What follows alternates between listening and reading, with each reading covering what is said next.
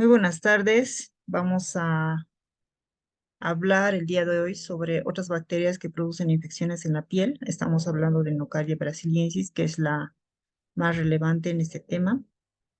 Vamos a hablar un poco sobre la historia.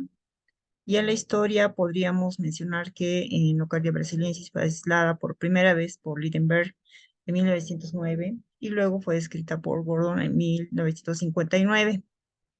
El primer actinomiceto aerobio reconocido como patógeno fue aislado en 1888 por el veterinario francés Edmond Nocard durante una epidemia de muermo bovino, es decir, que también afectaba a los animales. En 1889, Trevisan creó el género Nocardia y le dio el nombre de Nocardia farcina. Antes ha sido muy difícil hacer el diagnóstico de especie, ya que para los métodos de diagnósticos convencionales era difícil de distinguir, ya que la mayoría de las nucarias tenían características muy similares en cuanto a la morfología en medios de cultivo. Inclusive se ha llegado a confundir muchas veces con los hongos por la presencia de los filamentos que presentaba. Es decir, que hasta que se ha llegado a determinar la especie, que en realidad era Nocardias farcina antiguamente, observaron que no se podía distinguir de los aislados como Nocardia asteroides. Se hizo un llamado a una comisión para que cambiara este tipo al género Nocardia asteroides con una cepa, ¿no? Con lo que se ha podido identificar de forma molecular, ¿no? Ahí está el nombre de la cepa. La apelación fue aceptada, pero Nocardia farcina se mantuvo como una cepa tipo como para esta especie en particular, ya que no había la certeza de que las dos especies fueran realmente idénticas. Ya entonces, antes era un poquito difícil de poder diferenciar dentro de lo que es las nocardias. En 1891, Stinger documentó un primer caso de nocardiosis humana, ya que como habíamos mencionado, antes se había determinado en bovinos. Se trataba de un paciente con abscesos cerebrales producidos por un microorganismo similar al aislado por Nocard. Bueno, quién sabe, tal vez ya existía inclusive la nocardiosis en la piel, tejido celular subcutáneo. Sin embargo, la que sí se ha podido identificar ha sido precisamente en el sistema nervioso central. Bien, vamos a continuar. Dentro de lo que es la clasificación, decimos que pertenece al dominio bacteria. Ya no es fungi por si acaso, muchas veces se lo ha llegado a confundir. Es una bacteria, ya se ha comprobado, del filo Actinobacteria, de la orden Actinomycetales, de la suborden Corynebacteriinae, de la familia Nocardiaceae, del género Nocardia. Veamos algunas de sus características. Las nocardias SP son bacilos gram positivos, aerobios, filamentosos, ramificados, que se fragmentan en elementos cocoides y bacilares y son ácidos resistentes, de las cuales se pueden llegar a diferenciar de otros actinomicetos. Poseen un micelio aéreo que es muy característico, es visible en microscopio óptico. Esos microorganismos son inmóviles, no van a presentar cápsula y no van a tener esporas. Tienen un metabolismo oxidativo. Dentro de lo que son los métodos bioquímicos pueden llegar a ser catalasa positivo y sulfatasa negativo. La mayoría de las especies desarrollan a una temperatura entre 20 y 45 grados centígrados y la apariencia colonial es muy variable. Ya puede ser entre lo que es lisa, puede llegar a presentarse de forma granular, irregular, arrugada o apilada. Tiene algunos pigmentos que van a ser carotenoides y que le confieren a una tonicidad muy particular, que puede ser entre naranja, puede ser rojo, inclusive rosa, amarillo en medios de cultivo sólidos, ¿verdad? Es decir, no todas van a tener una coloración, ¿no? Como en la imagen de aquí en la parte superior tiene un color rosado. En medio de cultivo desprende un olor característico que va a ser a moho o a tierra mojada, pero eso no quiere decir que abran los medios de cultivo y que los puedan oler, ¿verdad? Entonces yo les había indicado que este olor es característico cuando ya se presenta un paciente con la herida, por ejemplo, o directamente, ¿no? En el medio de cultivo, pero sin abrir la tapa. ¿Cómo va a ser la epidemiología y la distribución? La distribución va a ser universal y pues se van a encontrar en suelos enriquecidos con materia orgánica. Muchas veces Muchas veces estos microorganismos se ha demostrado que van a ser muy beneficiosos dentro de lo que es la agronomía porque van a ser descomponedores de materia orgánica. Sin embargo, la importancia médica pues radica en que estos pueden llegar a llegar ya tanto por medio de vía respiratoria o por medio de la piel, por medio de una inoculación traumática, puede ser un trauma, por ejemplo, pueden llegar a afectar a la vía cutánea. Son patógenos oportunistas, de ninguna manera estos se van a presentar de forma convencional o van a ser saprófitos en el humano y se produce con más frecuencia en enfermedades en pacientes que van a ser inmunodeprimidos con deficiencias de linfocitos T, receptores de trasplante, pacientes con neoplasia, pacientes con VIH, pacientes en tratamiento con corticoides. Es decir, este grupo es el más vulnerable. Aquí solamente algunos ejemplos de los filamentos que van a presentar nocardia. Tiene mucha similitud con los hongos, presentan estos micelios aéreos. Estos micelios aéreos también van a formar como unas esporas. Aquí pueden ver, ¿no? Estas esporas se pueden llegar a desprender de estos micelios y pueden llegar a encontrarse en un ambiente, determinado ambiente. Es por eso que estos ya pueden llegar a pasar a través de una herida traumática o pueden llegar a ser, pueden llegar a ingresar por la vía inhalatoria, ¿ya? Entonces, solamente eso para que lo puedan ver cómo son los micelios. Esos mismos micelios pueden llegar a encontrarse en los hongos, ¿ya? Entonces, les había mencionado que se hace diagnóstico diferencial con los hongos. Dentro de lo que es la epidemiología, decimos que se ha llegado a encontrar en muchos países, en Latinoamérica también ha sido afectado. Esto, por ejemplo, va a ser un artículo de México con una revisión de 3.933 casos, donde se ha llegado a realizar un estudio en centros micológicos sobre todo, y se ha llevado a determinar que presentan varios casos de micetomas y han tomado en cuenta, ¿no? Lo que son algunos datos importantes dentro de lo que es la edad, el género, ocupación, lugar, ¿no? Y la mayoría de los afectados han sido varones y pues también ha llegado a ser en la edad adulta, la edad más afectada, que van a ser entre 16 y 50 años, ya en un 75,72%. Y también la ocupación más afectada ha sido en campesinos, seguido también de amas de casa, ya entonces han sido esos lugares más afectados. Eso ha sido en México, por ejemplo. Es una patología que representa un problema de salud pública en zonas rurales. Debe ser atendido con mayor interés dentro de lo que son las instituciones de salud. De la misma manera, también en Bolivia, los lugares donde existe mayor humedad, en los agricultores, por ejemplo, en centros cálidos, donde hay bastante humedad y puede llegar a desarrollar este micetoma y tras realizarse algunas actividades, ¿no?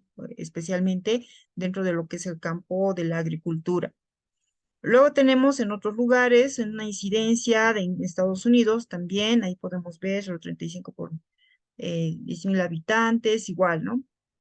Canadá, España, Francia, y ahí pueden observar, ¿no? Eso también lo vamos a pasar en PDF y también van a poder tener los datos ahí, ¿no? Los datos diferenciales para evitar hacer una lectura. En la Argentina también, ¿no? Entre 50 y 60 casos por año. Dentro de lo que es Latinoamérica también se ha podido llegar a identificar. Dentro de las especies, bueno, que van a llegar a afectar al hombre y también van a producir enfermedades, van a ser la más importante, la nocardia brasiliensis, es la más común, la que va a presentar micetoma, que es el tema que nosotros vamos a hablar ahora. Ocasionalmente la nocardiosis menciona. Luego se encuentra la nocardia esteroides, que también puede llegar a producir problemas de micetoma, pero con mayor frecuencia nocardiosis, que es una enfermedad más diseminada y más de tipo pulmonar.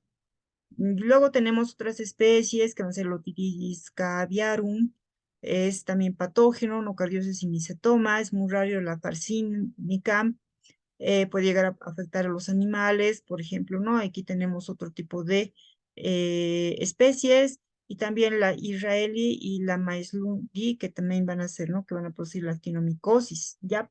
En esta oportunidad vamos a hablar sobre más que todo sobre la nocardia brasiliensis, porque es la que más va a llegar a producir lo que se dice toma, enfermedades de la piel.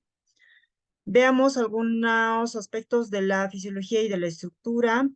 Se caracteriza por ser un microorganismo, ya es un microorganismo, donde sí se lo ha podido llegar a catalogar como microorganismo como tal, porque va a presentar una membrana plasmática, ya, y además de otros componentes que son un poco parecidos a lo que es Mycobacterium tuberculosis, por la presencia de los ácidos micólicos, ya es por eso que le da lo que es una ácido resistencia, pero va a ser una ácido resistencia débil. No va a ser muy pronunciada como el caso del bacilo ácido alcohol resistente del bacilo de Koch. Veamos que también va a presentar algunos lípidos externos.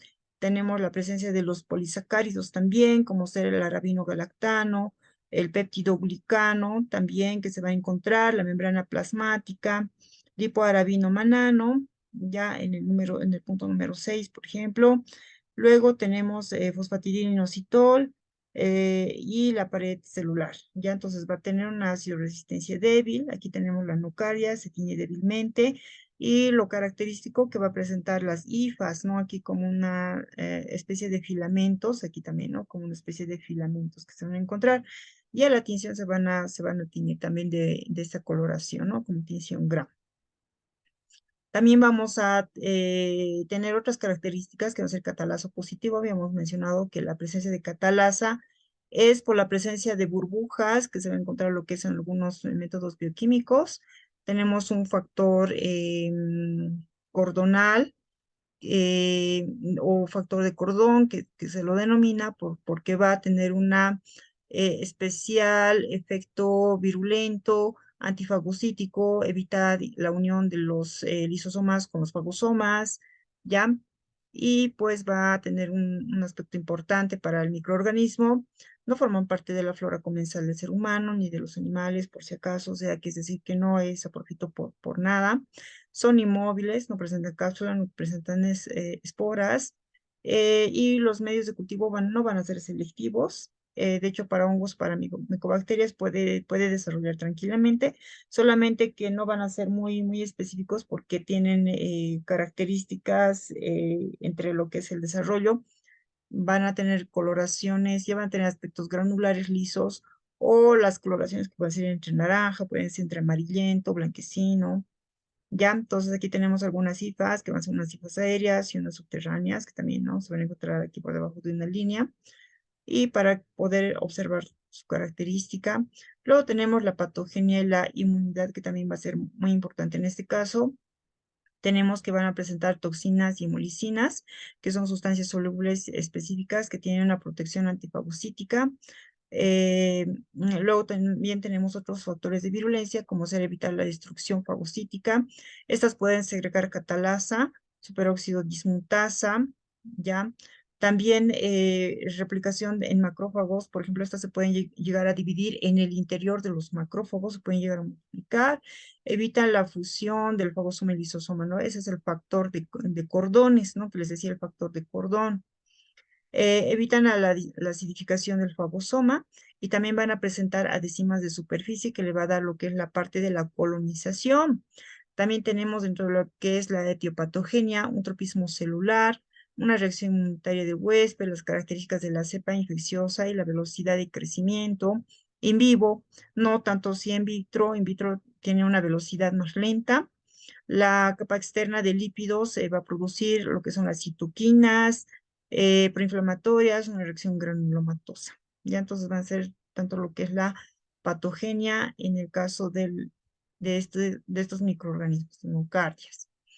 El factor principal asociado a la virulencia sería la capacidad de las cepas patógenas de evitar la eliminación por simplemente evitar la fagocitosis.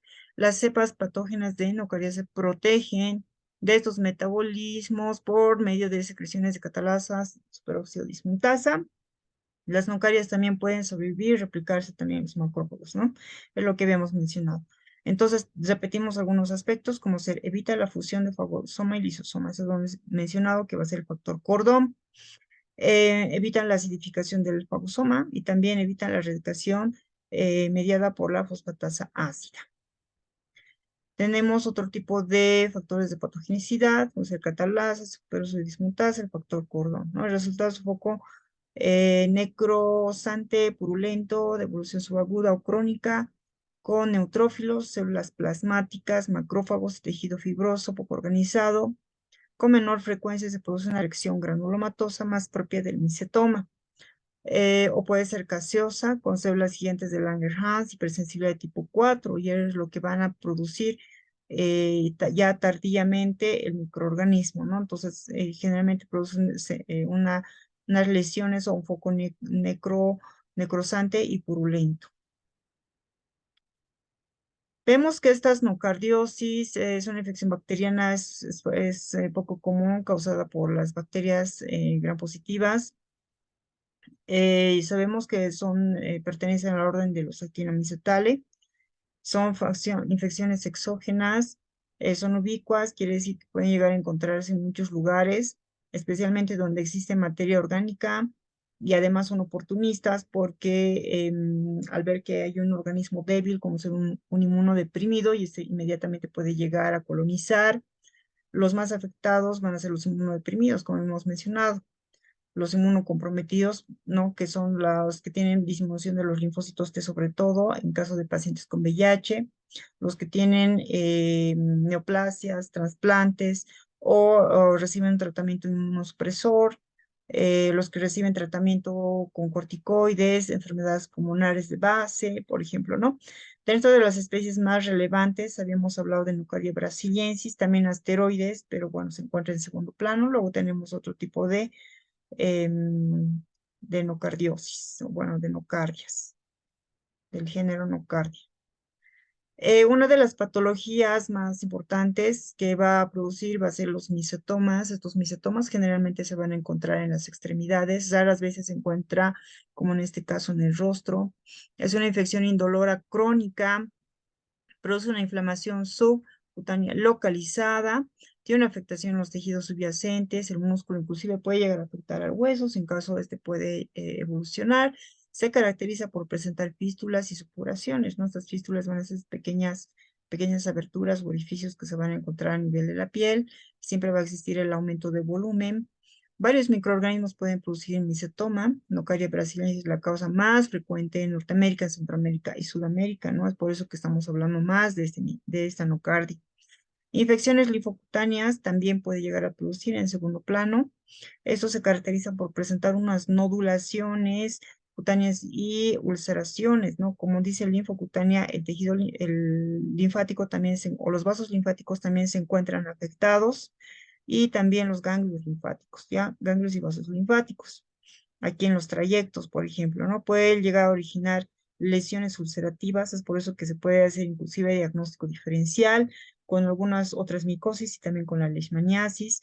Puede originar lesiones ulcerativas crónicas, o sea, es difícil de su resolución, abscesos subcutáneos, celulitis también, ¿no? Aquí está mal, celulitis es la palabra correcta.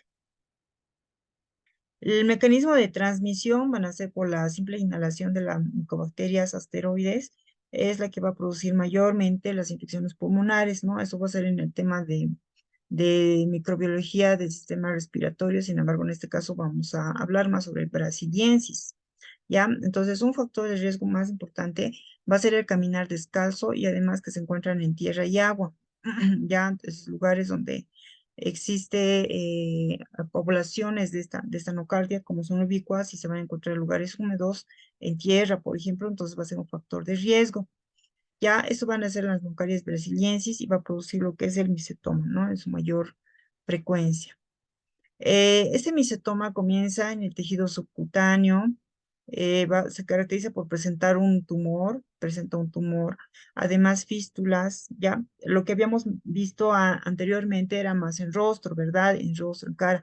En este caso estamos viendo en extremidades inferiores, y vean que va a presentar varias fístulas, además una inflamación, ya como unos cuerpos vertebrales. Puede llegar a afectar a los cuerpos vertebrales y también el sistema nervioso central. Puede llegar, les decía, a afectar al músculo, puede llegar a afectar al hueso, pero también al sistema nervioso central. puede llegar a producirse de forma directa e indirecta. Ya la forma directa va a ser a través de una lesión en la piel por medio de una puerta de entrada, y una forma indirecta es por medio de diseminación sistémica, que también puede producir, pero es poco frecuente, ¿no? Lo más frecuente del misotoma va a ser de forma directa. Aquí tenemos, ¿no? Las lesiones, las fistulaciones, aquí también, estas fístulas, ¿no? Como son como una especie de trayectos, unas granulaciones, aumento de volumen, prácticamente, ¿no?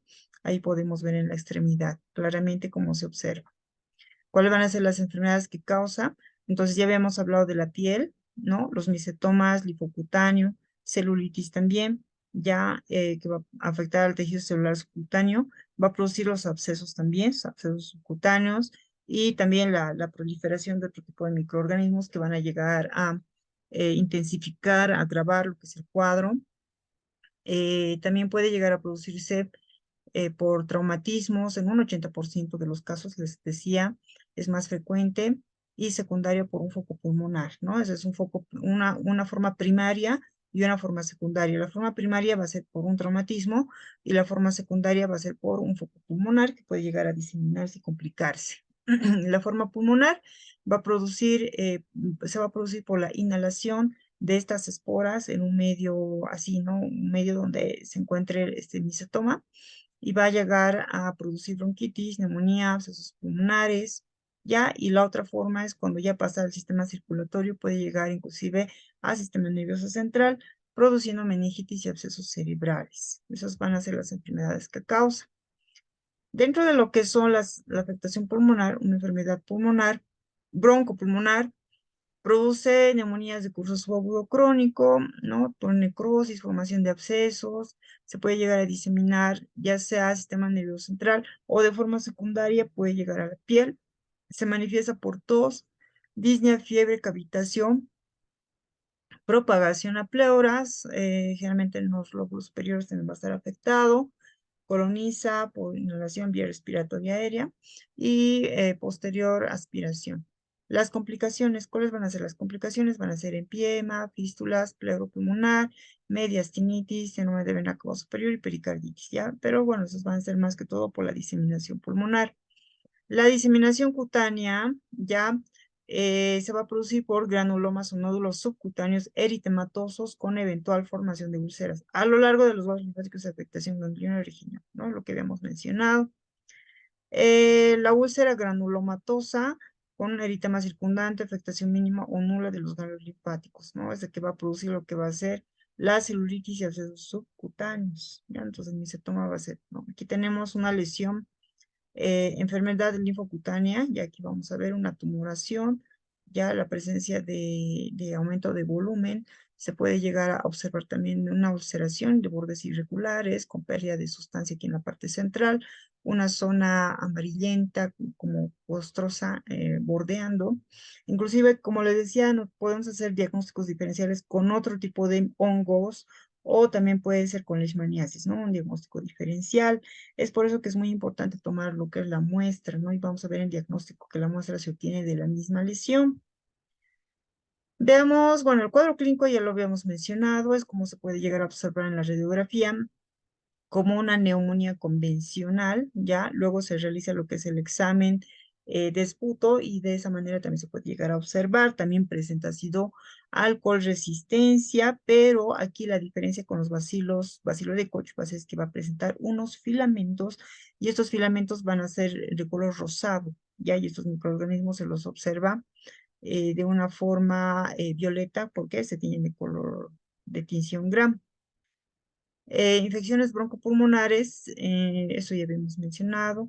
Muchas veces inclusive la expectoración, si es que se llega a complicar, puede llegar a ser con sangre, ¿ya? Tos y presencia de tos, y ese moco puede ser sanguinolenta. Ya puede inclusive producirse insuficiencia respiratoria, como toda neumonía complicada.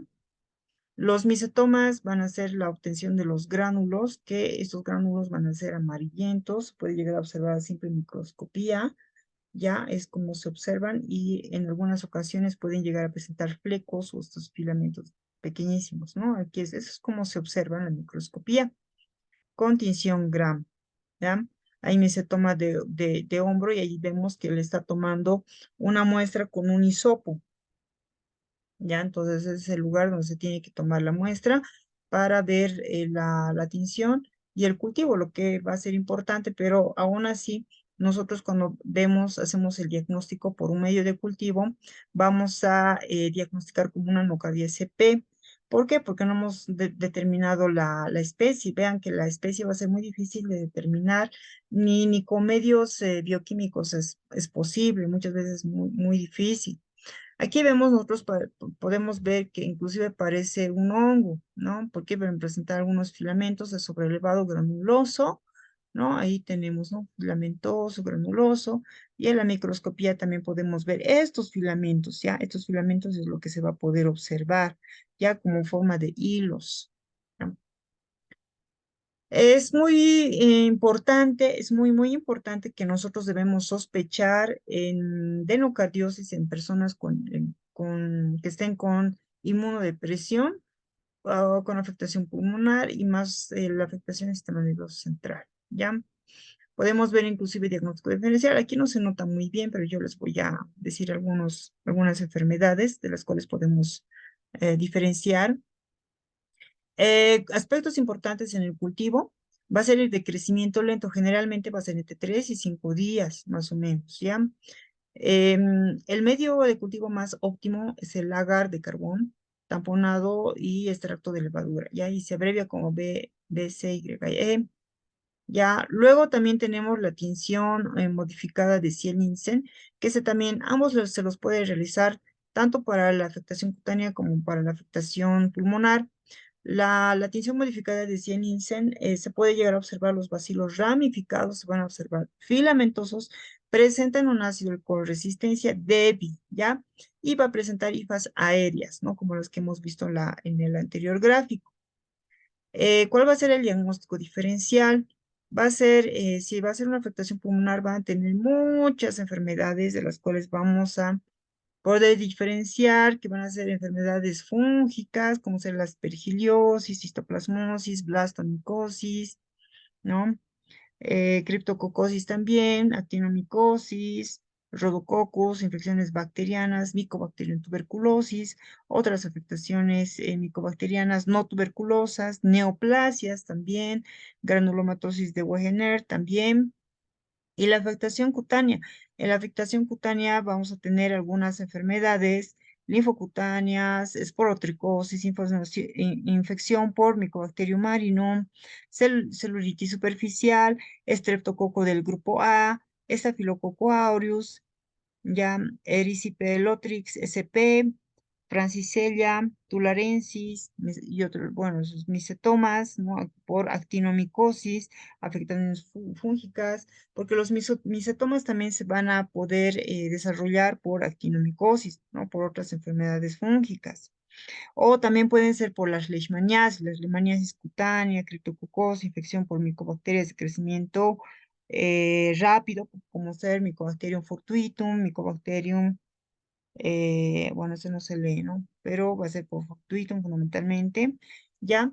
Luego tenemos también algunas infecciones del sistema nervioso central, neoplasias, abscesos piógenos, múltiples lesiones isquémicas, toxoplasmosis, micobacterium tuberculosis, cisticercosis, ¿ya? Pues todo lo que puede llegar a afectar al sistema nervioso central. Es muy importante que para el diagnóstico de especie, se pueda realizar un análisis del ARN ribosómico, ¿ya? Y también lo último que pues se ha llegado a determinar, si ustedes revisan el libro de Murray, también nos habla de la espectrometría de masas, que es un buen método de diagnóstico que nos puede ayudar a determinar la especie. El diagnóstico molecular es muy importante, ya ahí están, ¿no? Los genes de ácido ribonucleico ribosómico y los genes constitutivos de José Keeping, ya, por ejemplo, que va a ser el gen del shock térmico, o también la espectrometría de masas, ya que van a ser métodos de diagnóstico que van a ser muy eficientes para determinar la especie de nocardia.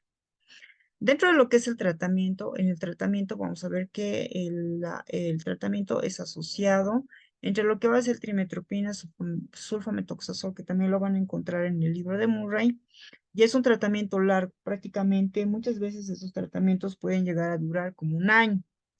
Y para evitar sobre todo recidivas, ¿no? Tanto inmunocompetentes que van a ser trimetopin sulfamethoxazol o, bueno, si encontramos pacientes inmunodeprimidos o con afectación pulmonar, podemos asociar trimetopin sulfamethoxazol con amikacina, ¿ya? O también trimetopin sulfamethoxazol más imipenem o cefalosporinas para el sistema nervioso central, ¿no? Todo eso 12 meses pueden llegar a ser.